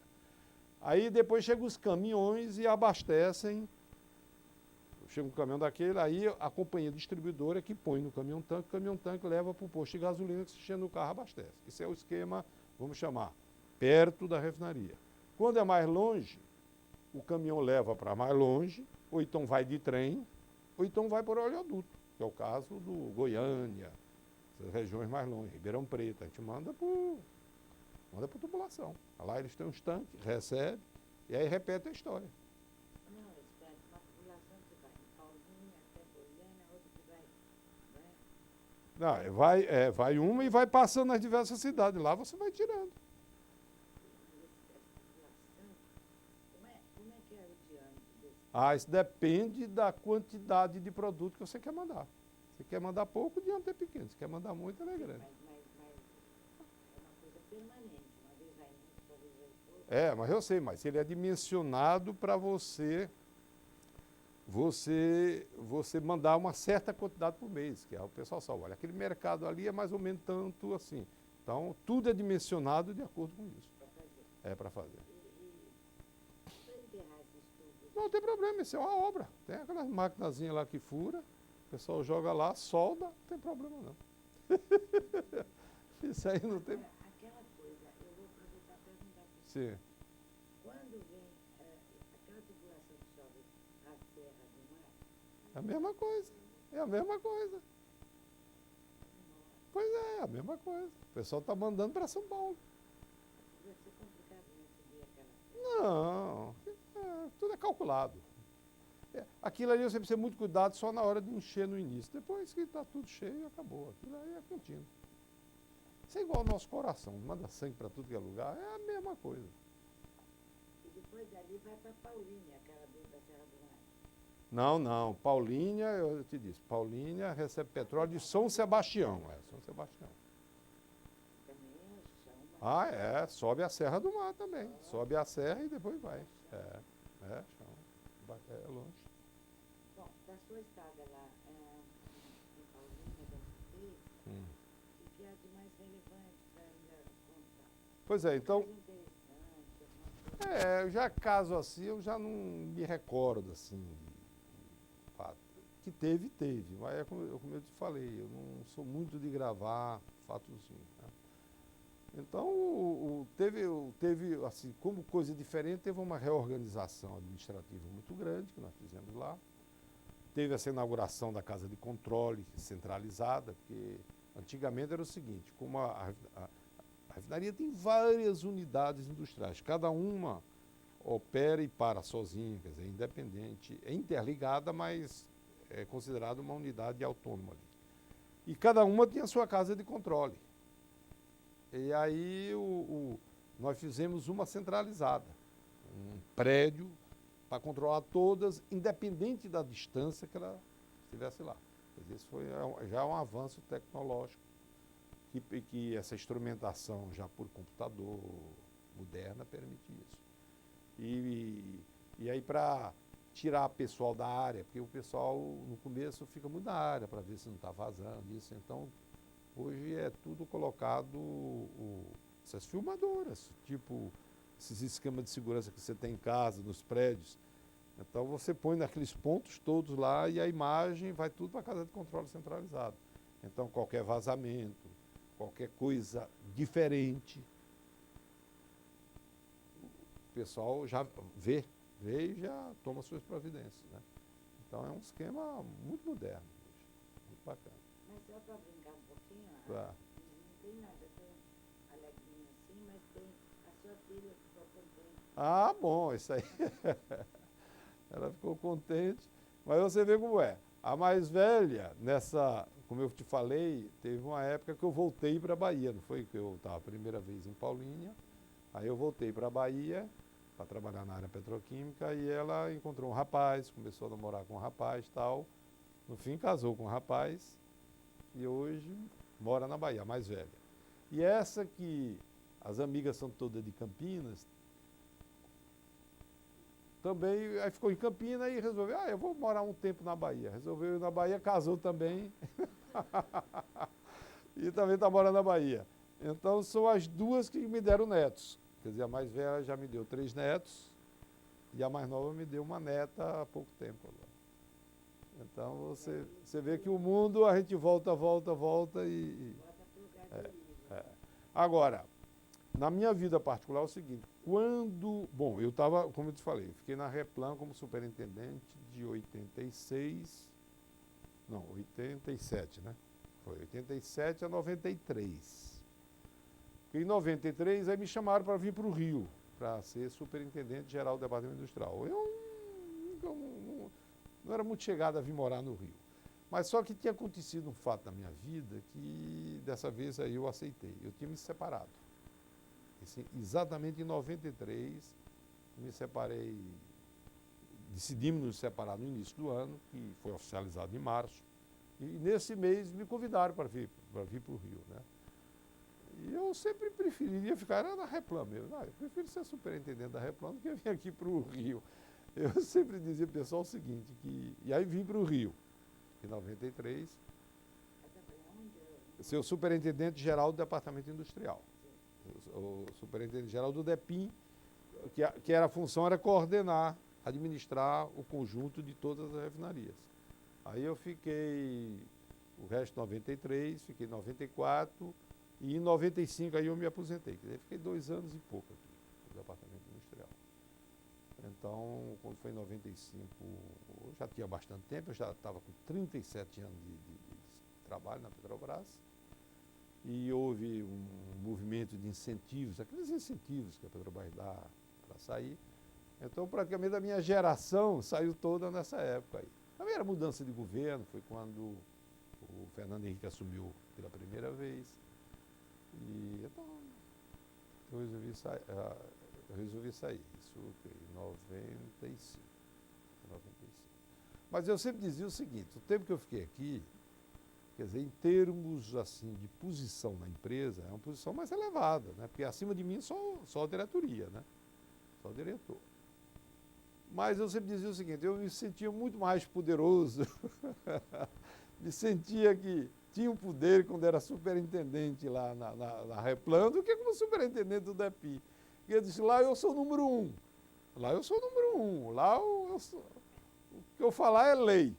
Aqui você está num prédio cheio de diretores, assessores, chefes de departamento, quer dizer, você não sente, você realmente não sente aquela sensação de poder, aquele negócio. Eu dizia para... Aí um dia desse eu até visitando um amigo meu, que é superintendente da refinaria, ele disse, eu me lembro, uma vez você falou isso e tal, que a sensação de poder que um superintendente tem é maior do que... Diga aqui até para pedir um carro, é um processo, foi bem na minha época, tinha que não sei o quê. Eu olhava a secretária, pega um carro aí, eu quero ir, pronto, acabou, encerrou o assunto, estava resolvido. Mas aí o senhor ia contar do seu casamento, segundo. Pois é, então, como eu disse, eu me separei. Aí o fato de eu ter me separado facilitou muito a minha vinda para cá, de eu ter aceitado, ter vindo para cá, já me separei e tal. Aí vim para cá, isso em 93. Aí um ano depois, em 94, eu conheci minha atual esposa. Não conheci novamente, porque ela tinha sido casada, que ela estava já separada, com um engenheiro da Petrobras que trabalhou em São José dos Campos na época que eu estava lá. Quer dizer, então eu a conheci quando eu fui superintendente lá em São José dos Campos, da Revap, no período de 85 a 87. Então, depois que eu voltei para a Replan, anos depois ela se separou, e eu me separei em 93. Aí vim para cá, então eu viajava muito, eu ia pendurado em avião, né, porque era muita refinaria para visitar. E numa dessas idas a São José dos Campos, então, na casa de um amigo comum, ela estava lá, então... Conversa para cá, conversa para lá, né? Então, hoje ela é minha atual esposa. E... Pois é, então, quando eu me aposentei, ela, como eu disse, ela morava em São José dos Campos. Aí, quando eu me aposentei, em 95, aí eu fui para São José dos Campos. Aí fiquei lá, eu me aposentei em maio de 95, então fiquei o ano 95 todo lá. E aí nós fizemos uma viagem ao Nordeste. Eu fui a Fortaleza, rever meus irmãos, fui à Bahia, onde minhas filhas moravam e tal. Aí eu disse para ela, sim, mas é muito melhor a gente morar numa cidade de praia, né? Uma cidade de praia é outra coisa, mas eu que estou aposentado, que tenho muito tempo, né? Uma praia a gente curte melhor. Que tal a gente morar em Fortaleza? O meu sonho era voltar para Fortaleza, né? Mas aí acontece uma coisa que mudou muito minha vida. É o seguinte, ela já participava de um grupo em São Paulo chamado de Provida. Não sei se vocês já ouviram falar nisso. Ouviram falar em Provida? Pois é. Então ela já era, vamos chamar, aluna da Provida. Eu não sabia nem o que era isso, né? Então é uma entidade que tem como propósito o desenvolvimento da mente, a instalação de um mundo bem melhor, fazer com que a gente acelere o nosso desenvolvimento, nosso crescimento, né, espiritual. E aí vem uma coisa que eu tenho que me remontar à minha infância. Né, que quando eu tinha falado que dos 10 aos 14 anos, eu fui levado para Recife, quer dizer, fui tirado da família, levado para Recife.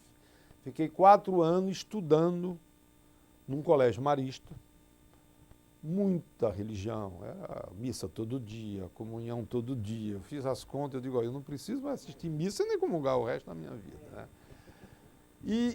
Mas além dos 13 irmãos da minha família, quer dizer, dos outros 12 irmãos que eu tive mais 2 que morreram com dias. Morreram assim com 15 dias, né? E eu sempre gostei de reflexão, de meditar sobre o porquê da vida, o que a gente faz aqui. Será que a gente veio aqui só para todo dia acordar, comer, assistir televisão? Quer dizer, eu sempre fui assim desde garoto, né? E eu sempre questionava também, como é que uma pessoa que nasce com 15 dias, como é que fica depois? Esse negócio de céu, inferno, não sei o quê. Então eu questionava muito essas coisas. Eu nunca aceitei assim, muito tranquilo, a explicação que a Igreja Católica, que a minha família toda é católica, dá para essas coisas. Eu acho a explicação dela muito simplista, muito, né? Eu acho que tem alguma coisa por detrás disso, então eu sempre, durante a minha vida inteira, assim, quando eu estou sozinho, eu comigo mesmo e tal, eu sempre gosto de pensar, o que é que eu estou fazendo aqui? Qual é a razão da vida, né? Será que morreu, acabou? Será que morreu, não acabou? Se morreu, não acabou, vai para onde? De onde a gente veio? Essas coisas meio filosóficas.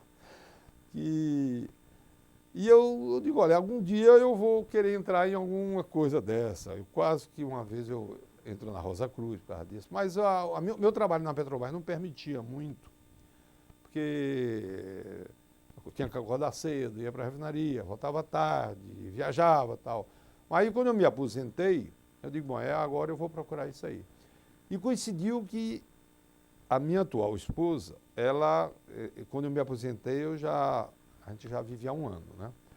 Então ela fazia parte da Provida, que é em São Paulo. No Rio não tinha, agora já tem, né? Então eu comecei a fazer os cursos da Provida. Então comecei a fazer os cursos e tal, e gostando, achando bacana, começando a dar explicações que eu achei mais aceitáveis para o meu raciocínio. Então essa possível ida para Fortaleza ficava meio complicada por causa disso, porque para ir para lá, a gente tinha que largar essa parte aí. Então ela, como já tinha morado em Santos, e tinha um irmão que morava em Santos, então veio a ideia, por que a gente não vai para Santos? A gente resolve tudo. Tem praia, perto de São Paulo, quer dizer, você não vai ser estranho para você, porque já morou lá, porque eu tinha convidado para ir para Campina também, ela disse, não, Campina não. E já tem um irmão, eu é que vou arriscar, porque eu não sei, eu acho aquela terra quente demais, porque quando eu ia lá com o Batão, eu achava aquilo muito quente. É muito quente. Mas você se acostuma, o primeiro ano realmente... Mas aí é uma cidade linda, uma cidade com uma praia maravilhosa, aquele jardim, só você olhar aquele mar, você... E outra coisa, e tranquila dentro desses padrões de violência que a gente vê por aí. Mesmo cidades menores, como Campinas, a cidade do interior de São Paulo, muita violência. São Paulo não se fala, o Rio não se fala. Lá não, lá é tranquilo, você 1h da manhã, você anda ali naquela avenida da Praça sozinho, não acontece nada. E eu gosto muito de andar, apesar de eu aqui estar todo, isso não é normal, isso não é normal. O meu normal é bermuda, E para mim, uma das maiores invenções do século, bermuda com esses bolsões de lado, chinelão e camiseta. Esse é o meu traje. Que aí com esses bolsos aqui eu ponho carteira, ponho isso, aí olha. E lá em Santos, desse traje, você entra em qualquer lugar. Você vai a um médico, você vai assim, você vai no banco, você vai assim. Então, eu digo, bom, então cada vez a gente gosta mais. Então, é quente. Eu ligo o ar-condicionado, dorme com o ar-condicionado, resolve o problema. Então, hoje, o que é que eu faço? O que é que eu faço? Porque um dos grandes problemas, que mesmo quando eu já estava na ativa na Petrobras, eu via, era aquele pessoal se aposentando, inclusive muito novo. Eu tive empregado na Replan, se aposentou com 39 anos, com 40 anos, um absurdo.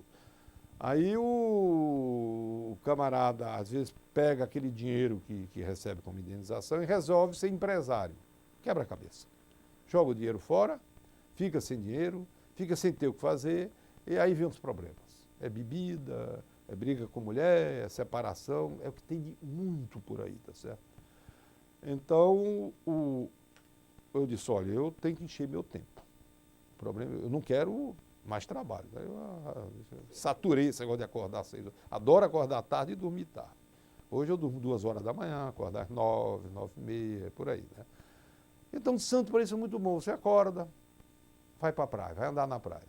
Aí você anda, eu ando 7, 8 quilômetros todo dia na praia. Todos os dias eu ando. Aí você volta, como eu já acordo 9 horas, 9h30, quando volta, toma um banho, já está na hora do almoço. Aí você almoça, eu gosto de mexer com ações. Aí eu saio e vou lá para o Gonzaga. Tem um banco lá que tem terminal. Mesmo que eu não aplique, eu fico me divertindo lá, converso com um, converso com o outro e tal. E assim, como é que andam as ações da Petrobras? Andam bem, depois que falaram nessa descoberta aí de Sergipe, né? Deu uma subidinha. Estava meio baixa, né? Porque o grande problema agora do mercado de ações é essa guerra aí do Bush aí, que está deixando todo mundo louco. De noite eu vou para a Provida. Todas as noites nós temos uma série. Toda noite. Eu vou porque quero, não é obrigado a ir. Eu vou porque eu gosto.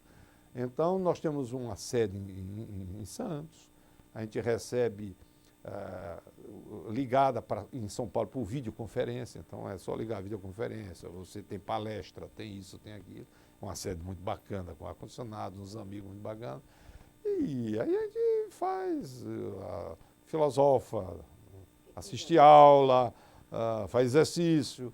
Então, tem um clube maravilhoso, a Provida tem um clube maravilhoso em Araçoiaba da Serra, que é perto de Sorocaba. Mas é maravilhoso. Eu me lembro quando eu morava em Campinas, eu dizia, olha, não pode existir um clube melhor que essa hípica de Campinas. Não, mas não chega a hípica, não chega nem perto. Então, é um clube, inclusive, ele é grande.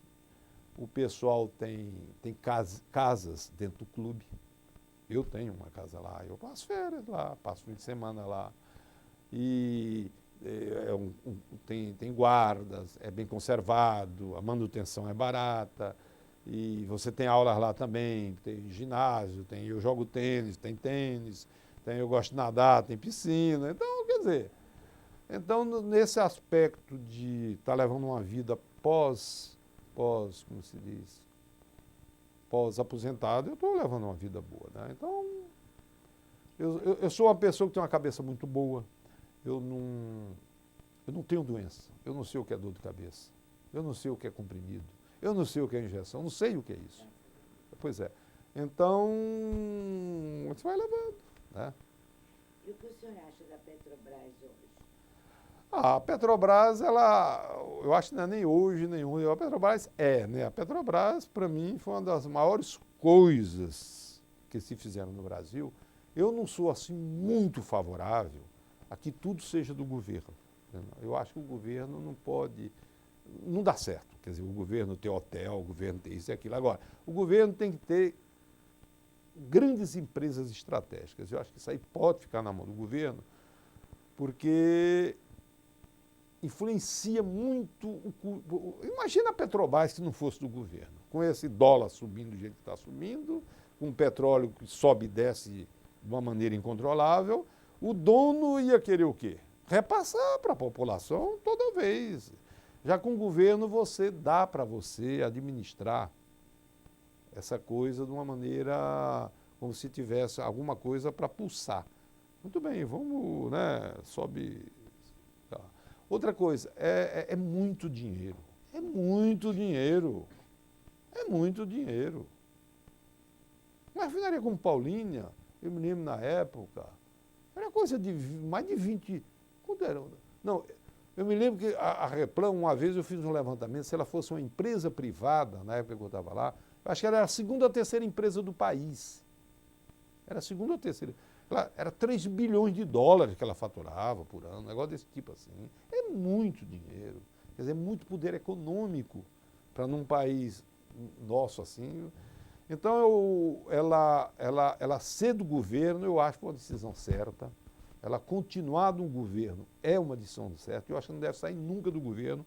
É como eu disse, apesar de eu não ser um defensor intransigente, que tudo deva estar na mão do governo. Eu acho que o governo ele tem que cuidar da área social. Tem que cuidar como o Lula está querendo agora, evitar que gente morra de fome, tem que dar educação, propiciar oportunidade de emprego para o pessoal, cuidar da segurança. Isso é que é a função básica do governo. Mas as grandes coisas assim, tipo Petrobras, eu acho que também cabe estar no governo. Isso aí eu defendo. E a Petrobras, ela teve sorte, que ela foi bem implantada, ela foi bem fundada, foi bem dirigida. O corpo técnico, entrar só para o concurso, eu acho uma coisa maravilhosa. Imagina a Petrobras se não pudesse entrar sem ser para o concurso, que estava difícil, cabide de emprego aí, era uma vergonha. Então, muito bem, se o cara é filho de um político, faz o concurso e passa, muito bem, não tem problema. Então, com isso, dá oportunidade a todos os brasileiros, dá oportunidade a quem se esforça, a quem estuda, a quem tem talento. E eu vejo, olha, eu convivi com os técnicos da Petrobras, são excelentes.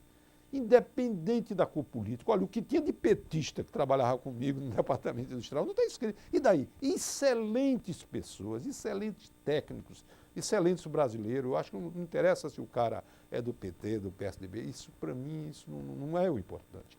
O importante é a ética da pessoa, é a seriedade da pessoa. E ele vestia a camisa da empresa. Vestia a camisa da empresa. E, no fim, já a pessoa, no final da vida, dizendo, não, felizmente, eu trabalhei por uma coisa que foi útil para o povo brasileiro. Então, pode também pensar só trabalhar para ganhar dinheiro. Isso não é objetivo de vida, eu acho. Eu acho que a gente tem que olhar um pouco aquilo que vai causar benefício a todo mundo, né? E a Petrobras, nesse aspecto, eu acho que ela causa, porque ela gera emprego, ela é bem administrada, sempre foi, às vezes um pouco menos, um pouco mais, mas no geral é bem administrada. Porque no fim quem conduz ela é o corpo técnico. É o corpo técnico dela que é excelente, é de primeira qualidade. É de primeira qualidade. Nós já falamos da Petroquisa também, né? A Petroquisa eu trabalhei nela, mas mais em obra, durante uma obra. Quer dizer, nunca trabalhei assim, vamos chamar, num órgão da Petroquisa, nunca trabalhei. Mas tive amigos lá, inclusive o antigo presidente da Petroquisa, foi mudado agora, trabalhou comigo no DEPIN, era um dos meus engenheiros lá do DEPIN, um rapaz muito bom. Então, eu acho que também ela faz, a Petroquisa, a grande função dela é o seguinte, é que se a Petrobras, através da Petroquisa, não investisse maciçamente nesses polos, que foi o polo de São Paulo, o polo do Copene, do Rio Grande do Sul, e agora está investindo aqui no Rio, no polo do Rio, a coisa não se viabiliza. Então, eu acho muito importante, ela com a presença dela, ela viabiliza.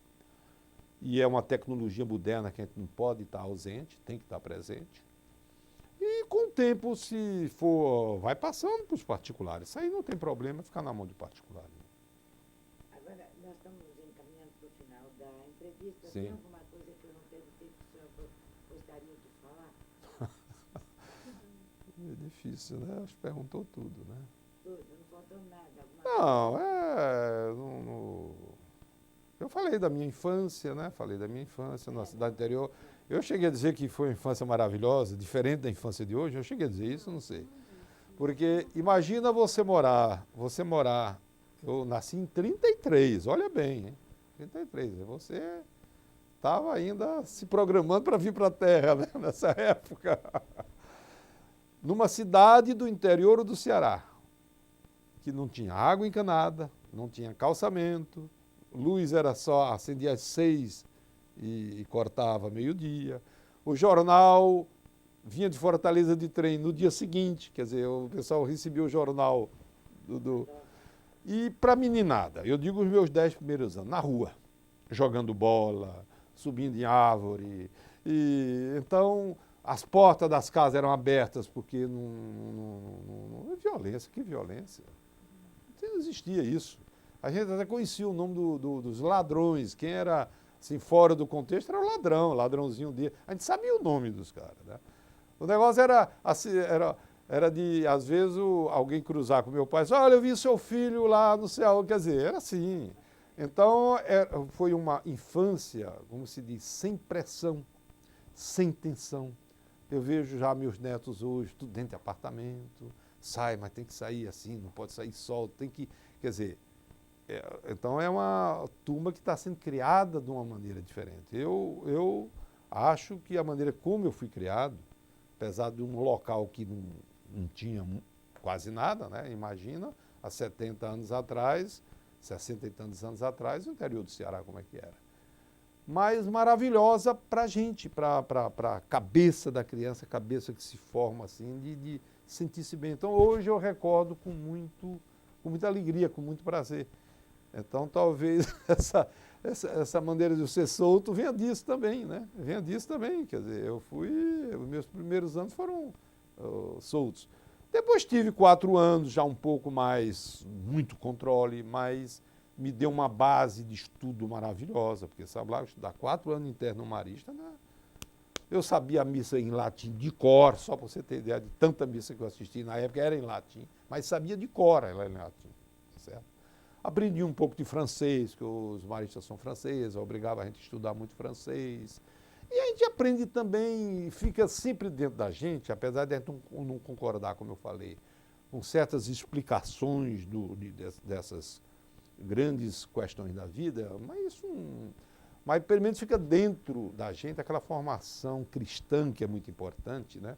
Aquela formação de agir certo, de evitar pisar nos outros, e, se possível, melhor ainda, ajudar os outros, que é a grande doutrina cristã, que todo mundo se diz cristão e não segue, mas fica dentro.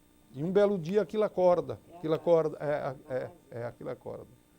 se o senhor pudesse mudar alguma coisa na sua vida, o senhor mudaria? Ou mudaria ou não, talvez? Coisa que eu fiz? Do seu roteiro de vida. Muito pouca coisa. Eu até falei isso, olha, quando eu estava na Replan, a primeira vez, aí eu fui para a Bahia, eu não faria, isso aí eu não faria. Porque depois que eu fiz isso, meu Deus? Olha, eu cheguei, é gozado, esses 3, 4 anos que eu fiquei em Campinas a primeira vez, quando eu cheguei na Bahia, eu senti que meus valores não eram mais de lá, era tudo daqui. Eu sou corintiano, quando o Corinthians jogava, eu ficava louco lá na Bahia. E não conseguia torcer por aqueles times ali, é gozado. E a Replan, quer dizer, então são coisas que a gente decide assim, sem muita análise. Hoje, filosoficamente, a gente tem explicação para isso. A gente tem que analisar bem os prós, os contras de uma decisão. Mas no final das contas, também talvez eu precisasse passar por esse tipo de experiência, tá certo? Então a gente não pode passar só por experiências boas, né? É nascer e tudo dar certo. Não é assim. A gente tem que passar também por experiências que não dá certo, aprender com essas experiências, isso é muito importante, que possa servir para nós mesmos, e talvez não sirva. Essa já não serve mais, porque eu não tenho mais para onde mudar. Mas serve para os meus filhos. Quer dizer, quando eles estiverem em situações semelhantes, eu já posso dizer, olha, seu pai, numa determinada época, aconteceu isso, e a análise que eu fiz é essa. Mas fica a teu critério, a decisão é tua. O problema é, a gente tem que respeitar a individualidade de cada um. Mas tem sonhos? Hein? Ainda tem sonhos? Eu tenho sonhos, eu tenho de viver mais. Eu acho que eu vou até os 90 anos, desde garoto que me dizem isso. Andaram lendo minhas mãos quando era Ih, você vai longe. Então eu vou completar 70 anos agora em novembro. Então, olha, eu estou bem, jogo tênis, nado, corro, ando na praia. Eu ando mais, não gosto muito de correr, mas ando. Gosto de tomar um chopinho, gosto de um vinho. Durmo bem, mas durmo que é o negócio. Tive só um probleminha na próstata, mas já foi tirado. Foi um probleminha não, foi um problemão, mas foi tirado. Reza a Deus que tenha sido tirado tudo. Então... O senhor que achou de ter participado desse projeto? Para mim foi uma beleza, porque, olha, eu estou aposentado desde 95, né? São o quê? Nós estamos em 2003, são 8 anos. Eu evito muito ir na Petrobras, que a gente recebe convite. Quando a gente sai da Petrobras, principalmente quem exerceu cargos de direção alta, recebe muito convite, principalmente de empreiteiro, assim, olha, vamos lá, para abrir porta, né? O que eles querem é que a gente abra a porta. Que a gente vá numa refinaria, abrir uma porta, vá não sei o que e tal. E eu nunca fui muito chegado a isso, porque eu me recordo que quando eu estava na ativa, e lá vinha, eu não sei, eu digo, eu quero levar a minha vida, Mas eu amo a Petrobras, eu vou mais quando eu sou convidado, então a Replan, essas refinarias que eu trabalhei quando tem festa, por exemplo, a Mataripe completou, foi 30 anos, sei lá, 30 anos, 50 anos já. Aí fez um festão, me convidaram, eu fui para a Bahia, fiquei num hotel lá muito bacana, junto com aquela turma que há muito tempo eu não via. Quer dizer, é muito bom. São José dos Campos, quando tem uma festa grande, me chama, que eu fui superintendente lá, a Replan também. Até Cubatão, que eu nunca trabalhei lá, mas o atual superintendente trabalhou comigo. Inclusive, eu não citei, mas quando eu estava na Replan, a Petrobras me mandou para uma missão no Equador. Eu fiquei 6 meses no Equador, 3 meses direto, e depois fiquei mais 1 ano indo todo mês, que somando tudo, deu 6 meses. E eu levei um grupo de 12 pessoas quando eu fui. E dessas 12 pessoas que eu levei, 2 hoje são superintendentes, né? Aliás, 3 eram, só que um teve um problema, era superintendente da refinaria do Paraná, teve um problema de doença, teve que se aposentar. Um segundo é superintendente em Cubatão, na RPBC, e o terceiro é superintendente na Gabriel Passo. Então, é um rapaz maravilhoso, muito bons. E esse de Cubatão joga tênis também, é um gaúcho, a gente joga... Qualquer festa que tem lá, ele me chama também e tal. É a maneira de eu rever. Porque eu estou afastado, realmente. Os meus amigos atuais, praticamente não tem ninguém da Petrobras. Então eu recebo aquelas revistas, aquelas coisas, vou acompanhando, acho muito bacana, mas ela está no meu coração. Muito boa a sua entrevista, a gente agradece imensamente. Eu também agradeço a oportunidade e me sinto honrado, né? Muito obrigada. Tá bom.